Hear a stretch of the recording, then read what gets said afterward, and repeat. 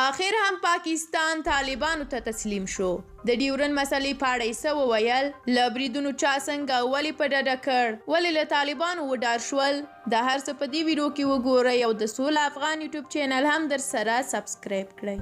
پاکستان وایي د طالبانو له موقت حکومت سره موافقې ته رسیدلی دي چې پر پوله د افغان سیم د تیرولو مسله د خبرو له لارې حل کړي. د پاکستان ابزرور ورځپاڼې د یوه جګپوړي چارواکي په قول لیکلي دي چې دا پریکړه وروسته له دې وشوه چې د ننګرهار ولایت په یوه برخه کې طالب جنګیالیو افغان سیم لرې کړ.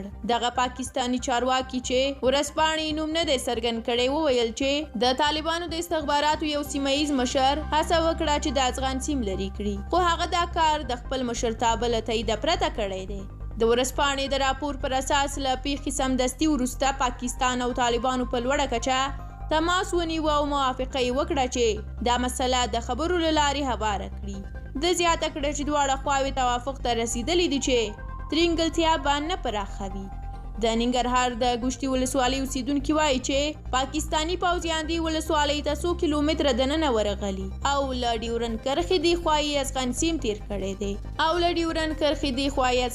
تیر کړی دی. پاکستاني چارواکي ابزرور ورځپاڼې ته په ضمني ډول منلې ده چې سیم څه ناڅه وروسته وړاندې شوی، خو دواړو خواو منلې ده چې په خبرو او دوه اړخیز تفاهم به یې حل کړي.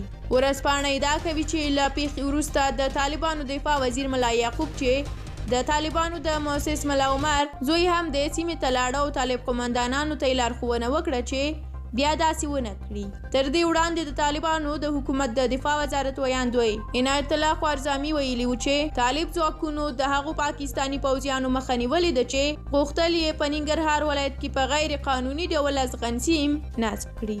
ډیره زیاته مننه کوم چې ویډیو مو ولیده. د نورو لپاره چینل سبسکرایب کړئ، زموږ څخه د ملاتړ لپاره ویډیو لایک کړئ. د دغه نندریو په اړه مو خپل نظریات هم را سره شریک کړئ. تر بیا مو په الله سپارم. د خدای پامان.